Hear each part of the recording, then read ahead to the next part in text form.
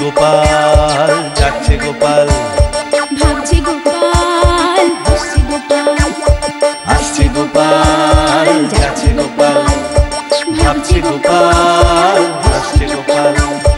যুগের পরে যুগ কেটে যায়, মানুষ তাকে ভোলে না। যুগের পরে যুগ কেটে যায়, মানুষ তাকে ভোলে না।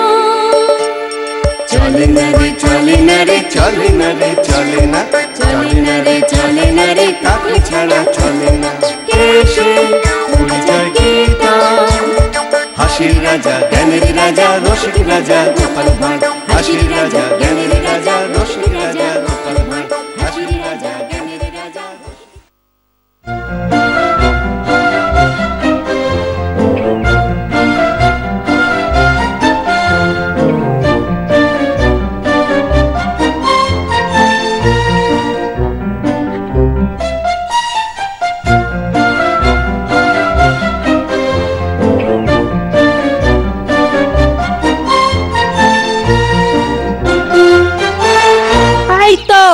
দাদুকে পেয়ে গেছি। দাদু, আজ তো রাজসভায় ছুটি। হ্যাঁ রে, মহারাজ শ্বশুর বাড়ি গেছেন বলে ফকরসে একদিন ছুটি পেয়ে গেলাম। মহারাজ ছুটি দিতে পারেন, কিন্তু আমরা তোমায় ছুটি দেব না গোপাল দাদু। তার মানে আজ কিন্তু আমাদের একটা গল্প শোনাতে হবে। গল্প? ওরে বাবা, আর কত গল্প শোনাবো বলতো? তোদের গল্প বলে বলে আমার গল্পের ভাড়ার তো শেষ রে। এসব কথা বললে শুনছি না। তুমি আমাদের গল্প দাদু, তাই তোমার গল্পের ভাড়ার কখনোই শেষ হয় না। হ্যাঁ দাদু, গল্প শুনবো, গল্প বলো। তা ছাড়বি না যখন, তখন শোন। বুঝলি, এই গল্প আমার ছোটবেলাকার গল্প। তোরা তো জানিস, আমার বাবা যখন মারা গেলেন তখন আমি ছোট, ধর এই 12 কি 13 বছর বয়স। আমার জ্যাঠামশাই এসে হাজির। তার শ্রাদ্ধ শান্তি মিটে যাবার পরের দিনই আমার মাকে বললেন, দেখো বৌমা, নেপাল যে এত তাড়াতাড়ি মারা যাবে এই কথা আমরা স্বপ্নেও ভাবিনি। যাই হোক, মৃত্যু তো কখনো বলে কয়ে আসে না। যখন ঘটনাটা ঘটেই গেছে, একটা কাজ করো। নেপালের এই বিষয় সম্পত্তি তোমার বা গোপালের পক্ষে তো দেখা সম্ভব নয়। এই সব কাজের জন্য গোপাল বড়ই ছোট। তাই আমি বলছি যে তোমাদের জমি জমা, বিষয় সম্পত্তি এখন আমার হেফাজতেই থাক। আমি বরং আইনি কাজগুলো মিটিয়ে আসি। এখন বলো, তোমার কি মত? আমি আর কি বলবো দাদা, আপনি যা ভালো বোঝেন। আমার বাবার জমি তুমি নেবে কেন জেঠু? মেলা ফ্যাচ ফ্যাচ করিস না তো গোপাল। এইটুকু ছেলে, তোর আবার বিষয় আশায় নিয়ে কথা কিসে? আমি যা করছি তোর ভালোর জন্যই করছি। তোদের সব জমি জমা এখন আমার হেফাজতেই থাকবে, আর তুই বড় হলে আবার সব জমি জমা তোদেরকে ফিরিয়ে দেবো। আমি সন্ধেবেলা সব আইনি কাজকর্ম করে নিয়ে ফিরে আসবো। এখন তবে যাই বৌমা। ঠিক আছে দাদা। মা, তুমি এটা কি করলে? জেঠুকে সব সম্পত্তি দিয়ে দিতে রাজি হয়ে গেলে? তোর বাবা তো চলেই গেছেন, উনি তো এখন আমাদের অভিভাবক। তাই ঠিকই তো বলেছেন, তুই এত ছোট যে তোর পক্ষে জমি জমা, চাষাবাদের কাজ এসব করা সম্ভব নয়। আমাকে দেখতে ছোট মা, আমার বুদ্ধি কিন্তু বড় বড় লোকের থেকেও বেশি, সেটা তুমি ভালোই জানো। আচ্ছা যা, তুই পুকুর থেকে ডুবটা দিয়ে আয়, তোর জন্য আমি ভাত বাড়ছি।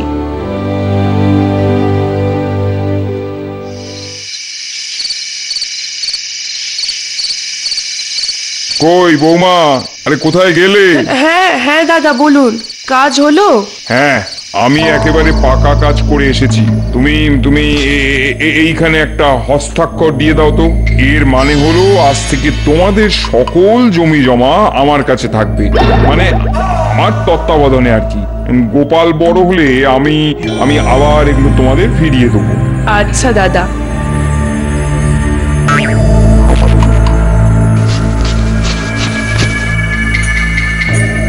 আপনি বরং একখানা কাজ করুন, গোপাল খালি খেলে বেড়ায়, পড়াশোনা করে না মোটেই। আপনি যাচ্ছেন যখন, গোপালকেও সঙ্গে করে নিয়ে যান। হ্যাঁ, সে নিয়ে যাওয়াই যেতে পারে, কিন্তু গোপালের কি আর আমার বাড়িতে মন বসবে? ওর তো বন্ধু বান্ধব, পাঠশালা সবই এখানে। হ্যাঁ, সে তো আমিও ভেবেছিলাম, কিন্তু গোপাল নিজের থেকেই বলল। কি বললো গোপাল? গোপাল বলল ওইখানে পড়াশোনা না করে আপনার গ্রামে গিয়ে পড়াশোনা করবে। তা বেশ তো, গোপালের যখন ইচ্ছে হয়েছে চলুক আমার সঙ্গে। আর হ্যাঁ বৌমা, তুমি কিন্তু চিন্তা করো না, তোমাকে আমি মাসে বা 2 মাস অন্তর কিছু টাকা পাঠিয়ে দেবো, যাতে তোমার খাওয়া পড়ার কোনো অসুবিধা না হয়। ঠিক আছে দাদা, আর একটা কথা, গোপালকে সর্বদা চোখে চোখে রাখবেন, যা দোষী ছেলে আমার। সে তুমি চিন্তা করো না বৌমা, ওর জেঠিমা ওকে মায়ের মতনই রাখবে, আর আমি তো রইলুম। চলো জেঠু। ওরে বাবা, তুই তো দেখছি একেবারে তৈরি।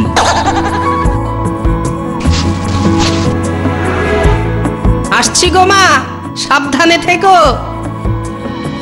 দুর্গা দুর্গা।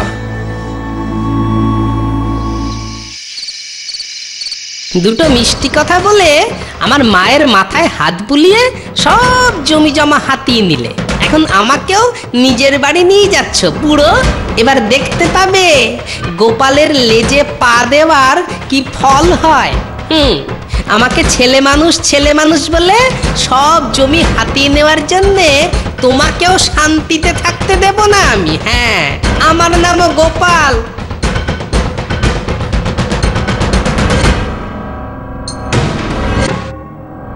হতচ্ছাড়াটাকে বাড়ি নিয়ে যাচ্ছি, জানি গিন্নি প্রচন্ড রাগারাগি করবে, কিন্তু জমি জমা সম্পত্তি হজম করতে গেলে ওই হতচ্ছাড়াটাকে সহ্য করতে হবে। তারপর সময় সুযোগ বুঝে কোথাও একটা কাজে লাগিয়ে দেওয়া যাবে।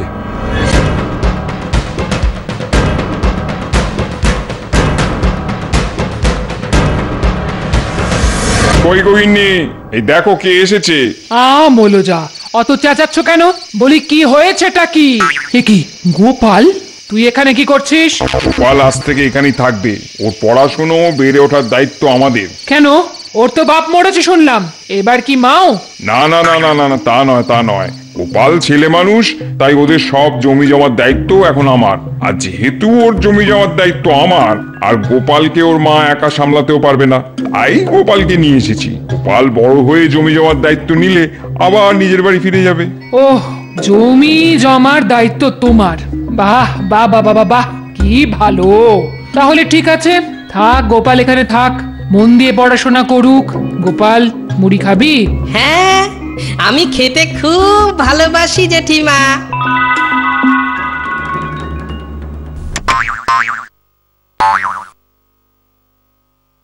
গোপাল, খুব সাবধান, ওই ভীষণ মণ্ডল কাকুর গায়ে কিন্তু তুই খবরদার গুলি ছুড়বি না।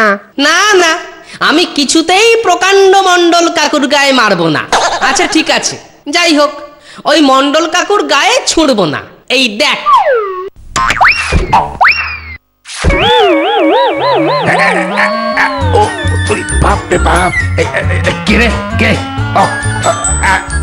ওই নতুন ছেলেটা, দাঁড়া দাঁড়া, দেখাচ্ছি।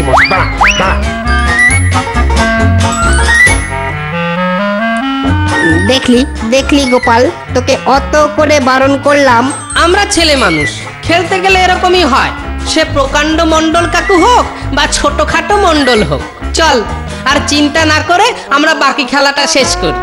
না ভাই, আমরা আর তোর সঙ্গে খেলবো না। তুই অন্য লোকেদের আঘাত করছিস, আমরা কাল অন্য খেলা খেলবো। বেশ, তাই হবে।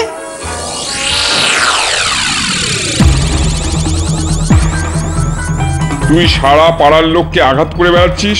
এই যে ভীষণ মণ্ডল মশাইকে এমন আঘাত করেছিস যে ওনার মাথায় রক্তপাত পর্যন্ত হয়েছে।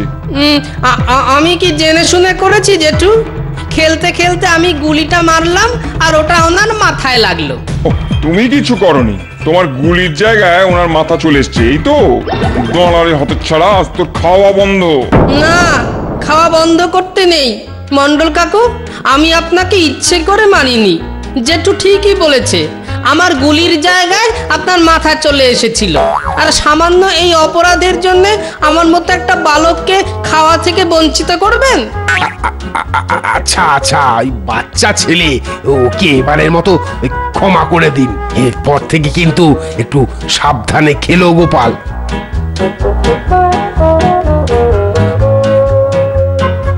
জেঠিমা, খিদে পেয়েছে, খেতে দাও। দিন রাত খেলা আর খাওয়া ছাড়া তো নতুন কিছু করছিস না দেখছি। তা খেতে না হয় দিচ্ছি, কিন্তু এবার থেকে কিছু কাজকর্মের চেষ্টা করো। আমি আর কি কাজ করব জেঠিমা, আমি তো ছোট ছেলে, তাই কাজকর্ম কিচ্ছু জানি না। আচ্ছা তুমি বলে দাও, কি কাজ করব? আহারে আমার ছোট ছেলে, বলি বদ বুদ্ধিগুলো তো নিজেই বার করিস, আর কাজের দায়িত্ব আমাদের। দেখা যাক তোর জন্য কি কাজ খুঁজে পাওয়া যায়। বলি শুনছো, গোপালের জন্য কিছু একটা কাজকর্মের চেষ্টা করো না বাবা। দেখছি কি করা যায়।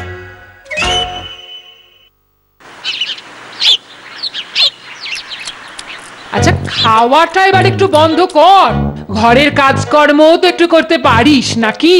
তখন থেকে বলছি আমার 1 সের আটা লাগবে, হরিশ মুদির দোকান থেকে নিয়ে আয়। সেটা পারলি না তো? পেয়ারাটা শেষ করে নি, কুল খেয়ে ফেরার সময় নিয়ে আসবো। পয়সা দাও।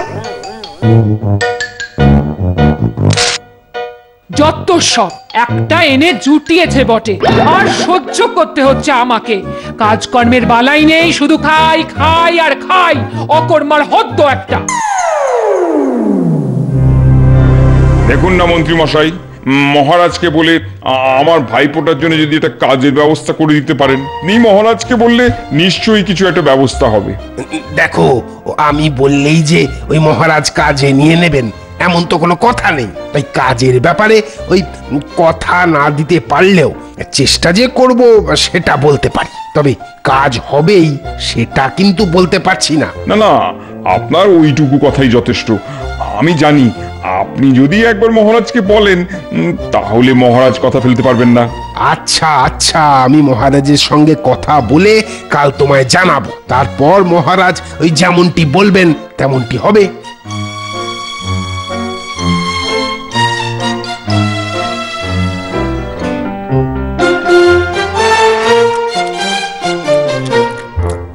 খুব তো কুল খাচ্ছিস, বলি আটা কোথায়? আটা এই যা, ভুলে গেছি।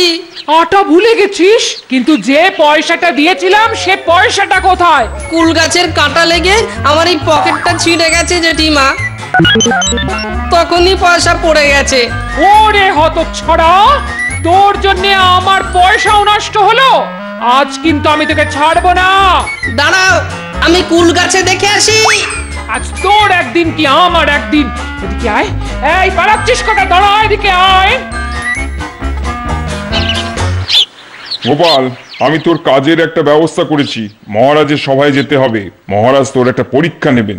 সেই পরীক্ষায় তুই পাশ করলেই মহারাজ তার রাজসভায় একটা চাকরি দেবেন তোকে। চল চল এবার। ঠিক আছে, চলো।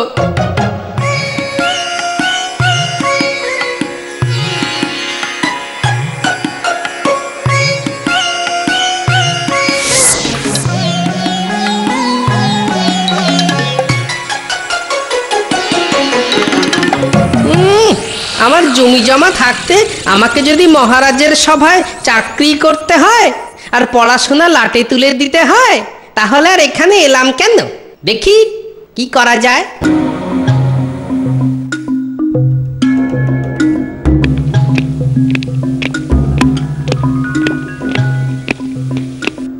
মহারাজ, আমার পরিচিত ওই শ্রীপালের ভাইপো গোপাল এসেছে চাকরির ব্যাপারে।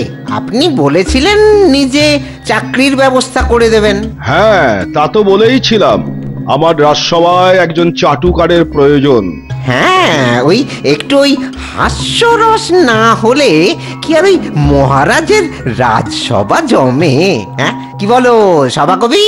চাটুকার বিনা চলে না কাজ, একটু হাসির বড় প্রয়োজন দেখি আজ। তা কে আসছে মহারাজ?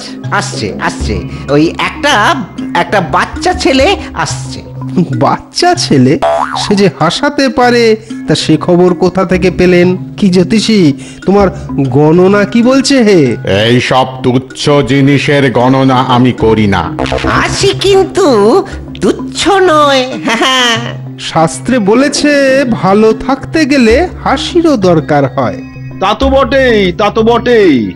আমাদের জ্যোতিষী না ইদানিং বড় রসকসহীন হয়ে পড়েছে। পুঁথি আর কলম নিয়ে ওর যত তিড়িং বিড়িং। মহারাজ, গোপাল এসেছে। কোথায় গোপাল, কোথায়? এসো দেখি। তোমাকে আমি চাকরি দেব যদি তুমি আমার কিছু প্রশ্নের সঠিক উত্তর দিতে পারো। বলুন মহারাজ। আমি তোমাকে কিছু কথা বলবো, সেগুলো শুনে তোমাকে তার বিপরীত অর্থের কথা বলতে হবে। কি গোপাল, পারবে তো? পারবো মানে খুব পারবো মহারাজ। আমি সব শব্দের বিপরীতার্থক শব্দ জানি। এই তো গেলবার পণ্ডিত মশাইয়ের টোলে সমস্ত বিপরীতার্থক শব্দ আমি সঠিক বলায় আমার পণ্ডিত গিন্নি আমাকে এত কাঁচা আম খেতে দিয়েছিলেন। কাঁচা আমে নুন মাখিয়ে খেতে যা ভালো লাগে না। এ তো দেখছি ওই খাদ্য রসিকা। তা বাছা, ওই তোমায় মহারাজ যা বলছেন সেটুকুর খালি উত্তরটা দাও। ওই কচি আমের কথা না হয় আমরা ওই পরে শুনবো। যে আজ্ঞে মন্ত্রী মশাই। শোনো গোপাল। শুনবো না মহারাজ। আমার মুখের ওপর কথা, আপনার মুখের নিচে কথা। আহা আহা, না না না, আমি এখনো শুরু করিনি। আমি এখনই শুরু করেছি। তুমি ঠিক বুঝতে পারছো না গোপাল। আপনি বুঝে ফেলেছেন মহারাজ। একটু থামো। আপনি শুরু করুন। তুমি আমার আসল কথাটাই বুঝতে পারলে না। আমি আপনার কথাটা নকল হলেও বুঝে ফেলেছেন। দূর, তো যাচ্ছে তাই মার্কা ছেলে। চমৎকার, এ তো ভালো ছেলে মহারাজ। ওকে এখান থেকে নিয়ে যাও। ওকে এখানে নিয়ে এসো। ওকে দূর করে দাও। ওকে কাছে নিয়ে এসো। আমার চাকরি, আমার চাকরি, আমার চাকরি। এ তো অতি ডেপো ছোড়া। এইটুকু বয়সে এতবার সহ্য করব না। বন্ধ করো তো কবি, বন্ধ করো। কথায় কথায় তোমার ওই ছন্দবিদ বন্ধ করো। করলাম। ও বাচ্চা না চৌবাচ্চা? বাপরে বাপ, মাথা ধরিয়ে দিয়ে গেল একেবারে। তুই ওখানে বেয়াদবি করলে তোকে চাকরি দেবে? মহারাজ বলেছেন উনি এখনো শুরুই করেননি, আর তুই বলেই চলেছিস। উনি তো আমাকে শুরু করতে বললেন। খুব ডেপো হয়েছিস না? হবে না, হবে না, তোর দ্বারা চাকরি হবে না। আমার মাথা কাটা গেল আজ রাজসভায়। এত অবাধ্য হয়েছে যে বলার কথা নয়, আর খালি খাই খাই খাই। এই পেটুকটাকে দিয়ে কিচ্ছু হবে না, কিচ্ছু না। এই বদমাইশটাকে বাড়ি দিয়ে এসো। পারছি না, ওকে সহ্য করতে পারছি না। না, আমি অনেক বড় মুখ করে ওকে এখানে নিয়ে এসেছি। কিছু একটা ব্যবস্থা করতেই হবে, না হলে ওর জমি নেওয়া যাবে না। আর একটু সহ্য করো গিন্নি, আর একটু সহ্য করো। ওই জমির জন্যই তো মুখ বুঝে পুষছি ওকে। অকর্মার ধরই একটা। মহারাজকে শেষ পর্যন্ত অপমান করলো ছেলেটা। ছি ছি ছি ছি ছি ছি। কাউ কি মান্যি করে না। তুমি অন্য কোথাও ওর একটা কাজের চেষ্টা দেখো। দেখছি, রাজবৈদ্যর সঙ্গে আমার ভালো চেনা জানা আছে, ওর সঙ্গে একবার কথা বলে দেখি। রাজবৈদ্য ওকে কাজে নিয়ে নিতে পারে। দিন রাত্রি এখানে বসে থাকার থেকে রাজবৈদ্যর কাছে গিয়ে জড়িবুটির কাজ শেখা অনেক ভালো। আশা করি রাজবৈদ্য কোনো না কোনো কাজ ওকে দেবে।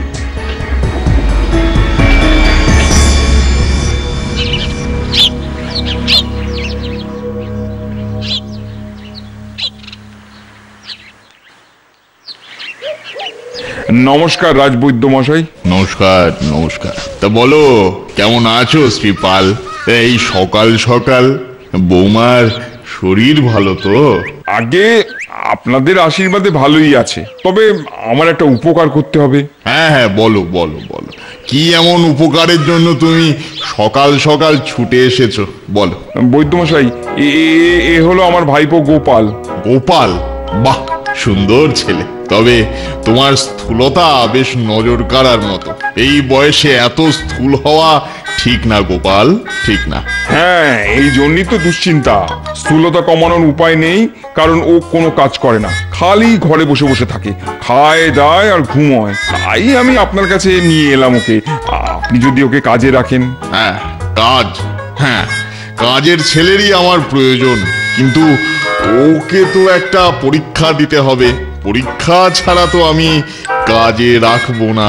আগে বেশ তো নিন না পরীক্ষা। এমনিতে ওর মাথায় বেশ বুদ্ধি। এই বুদ্ধি দিয়েই তো জব্দ করব তোমায় জ্যাঠা বুড়ো। নিশ্চয়ই রাজবৈদ্য মশাই, আমি পরীক্ষা দিতে প্রস্তুত। আচ্ছা গোপাল, আমি তোমাকে 3টে রঙের বোতল দেখাবো। তোমাকে বলতে হবে প্রত্যেকটা রঙের নাম। তাহলে এটা কি রঙের বোতল বলো তো? লাল রং যদি নাচিনি আর মানুষ হলাম কি করে? এটা সাদা রং। সাদা? আশ্চর্য গোপাল, তোমার কি রং সম্পর্কে আচ্ছা আচ্ছা বলো তো গোপাল, এটা কি রং?